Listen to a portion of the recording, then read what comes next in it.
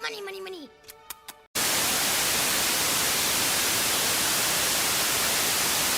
Hey guys, welcome back to Rewind Reviews. Today we're doing something a little bit different. I wanted to talk about a big re-release that had just literally come out in cinemas. It's something that I went to go and see. I was quite curious to see what it was that this movie was going to have different from the theatrical release.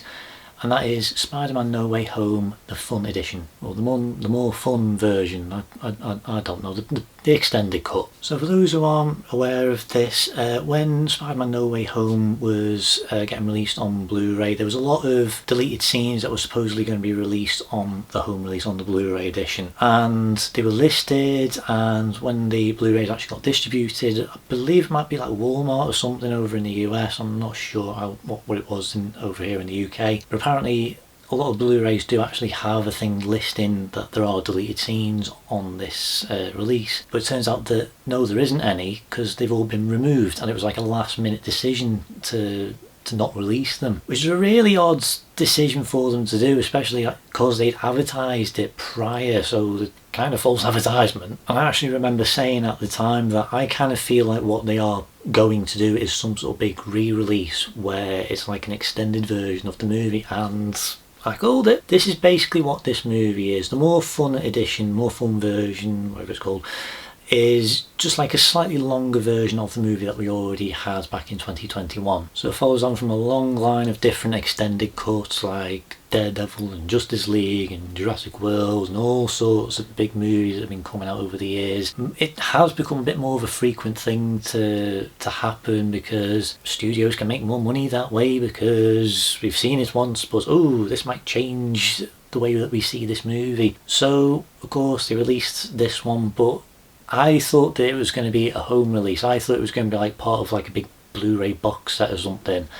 But no, this is a full-on re-theatrical release with all these extra scenes actually integrated into the movie rather than being something after the credits like what they did with Endgame, where, you know, it was kind of like I did actually do that screening, by the way. It was the exact same movie, had all the credits, and then right at the end it had a really nice tribute to Stan Lee, but then it had a deleted scene from the movie that they very clearly hadn't even bothered to polish up or add proper effects to it, and it just, because it was the Hulk.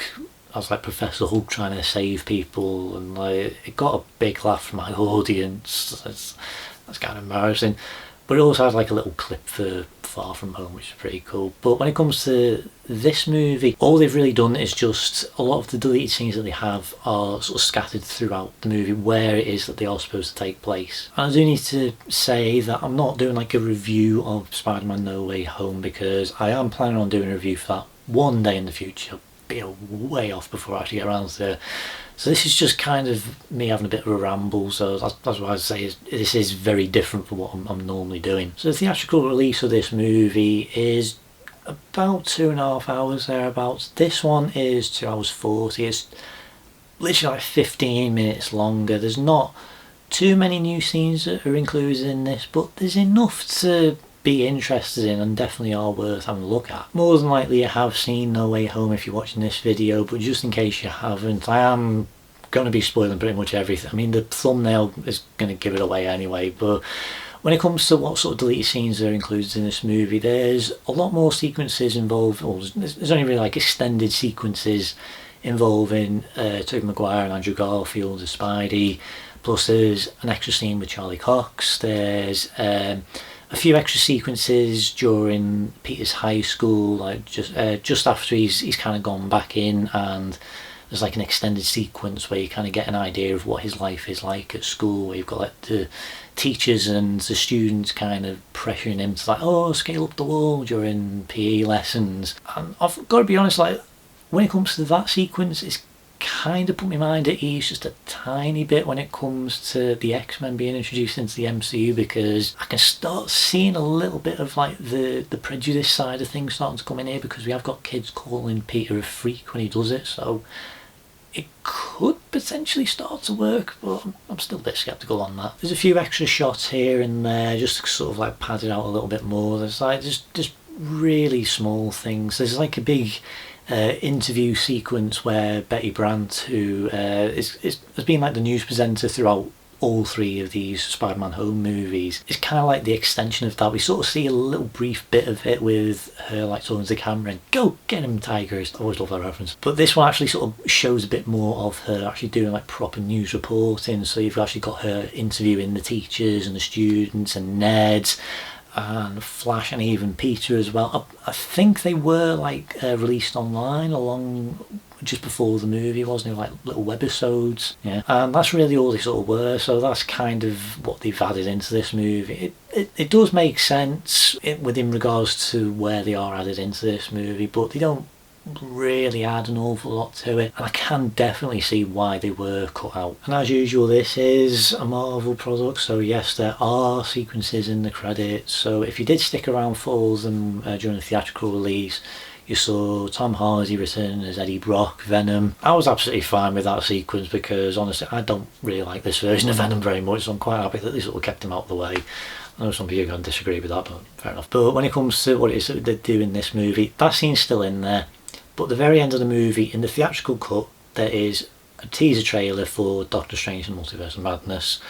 In this version, we actually get like another version of one of Betty Brant's news reports, which is basically her just talking about the end of school term and showing off like the friendships that they've made along the way.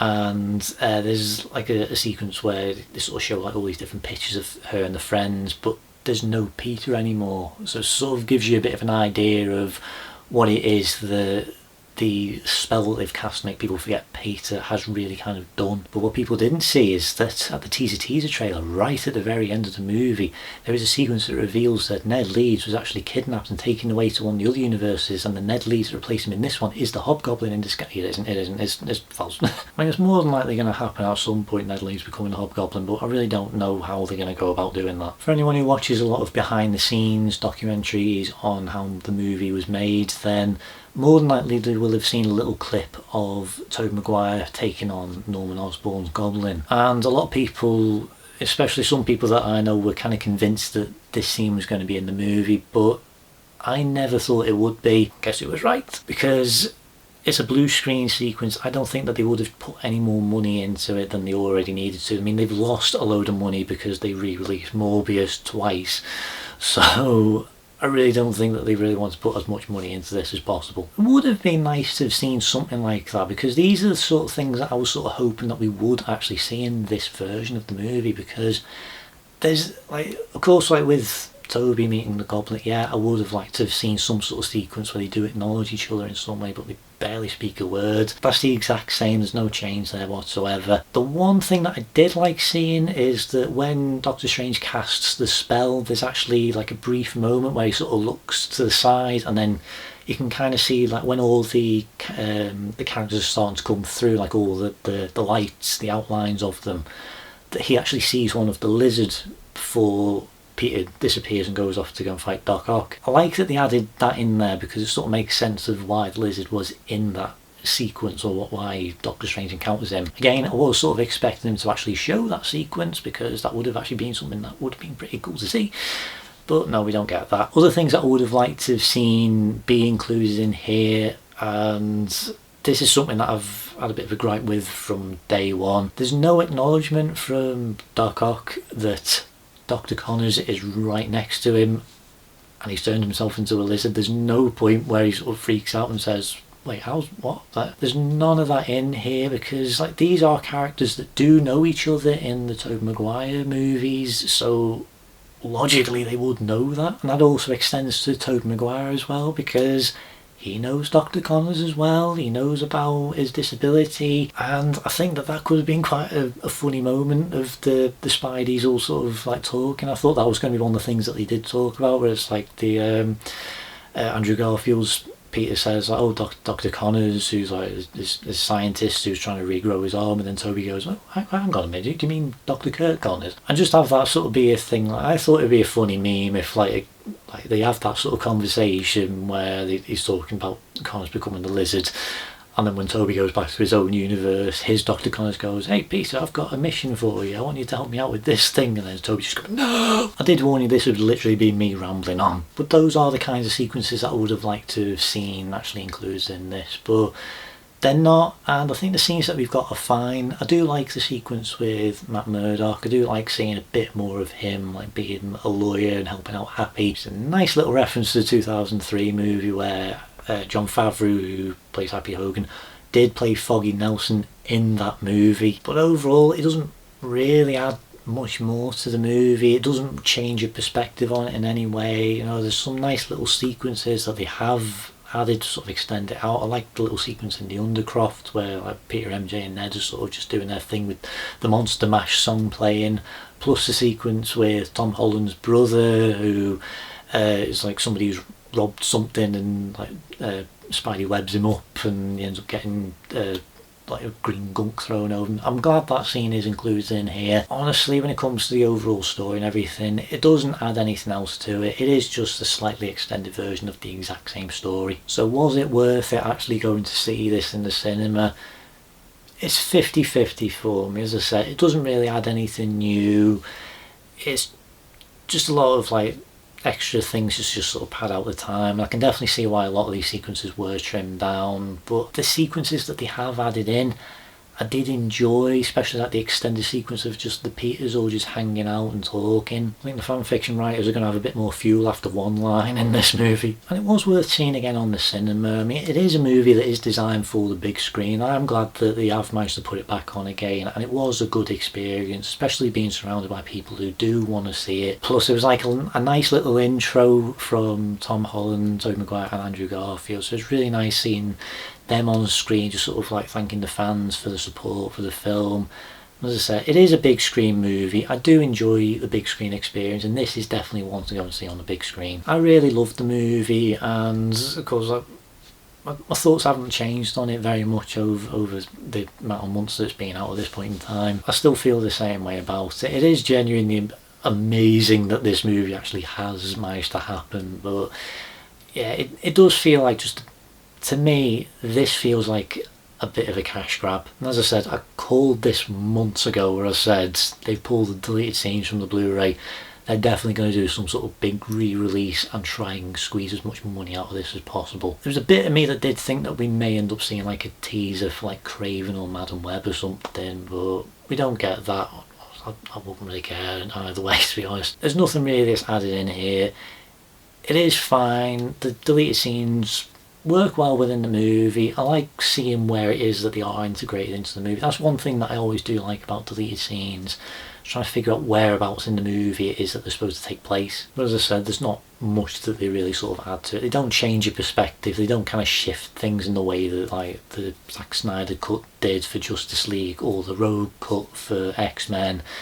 It's just a slightly padded out version of this movie. The problem is there are a lot of movies now that are starting to do this. As I said, like Jurassic World very recently came out, and that is an extended version of the movie, and I really don't know why this is suddenly becoming a bit more of a trend where there's more and more movies that are being released as like an extended cut to sort of force people to go, oh, I want to check this out again. It is a way of making money. It is studios being a bit greedy, to be honest, but at the same time I can sort of see why they do it, because they want to try and get as much revenue as possible. Why not actually release the whole movie? But at the same time, why not just release that version of the film in the cinema in the first place? I'm not going to lie and say that, extended editions don't really do anything for me, because there are definitely versions of movies that I do prefer to the theatrical releases. Like even like controversial movies like Green Lantern, for instance, I think the extended version is a little bit better because it does kind of go into the backstory of Hal Jordan a bit more. I think that Batman v Superman kind of works a little bit more. Again, don't like the movie overall, but it does make a little bit more sense. Lord of the Rings extended cuts all sort of go into the backstory of Middle Earth. There's a lot more sequences that sort of delve into like the backstory of the characters, of the history. Like some of the sequences are a lot longer and you get to sort of spend a bit more time in the world. And then when it comes to like the Rogue cut and the Zack Snyder cut, like there are sequences that are you'd never even know were supposed to be part of this. Like in the Rogue cut, like Rogue is actually a character in that movie. All the tension and everything that's sort of built up in the movie is sort of placed now on her, and it is very cleverly done. I do like how that movie does work, and I do know somebody who has only watched that version and was really surprised when I said that you know, Rogue wasn't actually in it originally. Again, it does add something extra to it, but when it comes to like the Zack Snyder cut, even though it is the exact same story and is just like a 4-hour version of the 2-hour film that we've already got, there is a lot more to it. It feels a little bit more tonally consistent with what we had prior to that with Man of Steel and Batman v Superman, but it doesn't necessarily make it a better movie, but at the same time it kind of does. It's a bit mixed. It is something that I do want to sort of talk about one day. I can't really sort of do it justice on this little short video, so I will do that eventually one day. But as I said, for this one, it's not really that different from the film that we already got. There's some nice added things in here. It is nice seeing Toby and Andrew and Charlie again, plus a few of the little scenes of like the characters just sort of hanging out, but as I said, it doesn't really add too much to it. It is great seeing it on the big screen again, as I said, but that's like the biggest takeaway for me. And I am wondering if we are ever actually going to see like the extended cuts of things like Endgame and Doctor Strange and all sorts, because there are extended versions out there somewhere, but we don't know if they're ever going to get released. Probably not. So that's pretty much everything I've got to say for this episode, so thank you so much for watching. Let me know if you actually did get to go and see it in the cinema, or whether you're going to get it when it comes out on digital or Blu-ray or whatever it is that you buy it on. Please like, please subscribe, hit the notification button to keep up to date on everything that's going on this channel. If you have any suggestions for rewind reviews, where I do movie, TV, game reviews, let me know down in the comments and I'll try and get around to them as soon as I can. I am available on Facebook, rewindreviews.youtube. I am looking into starting maybe thinking about other social media channels, so one day I will get around to actually setting up those channels, but might not be as soon as you might think, but I am looking into it. But right now I am exclusively on Facebook and YouTube. Thank you once again for watching, and I'll see you next time on Rewind Reviews. See you guys.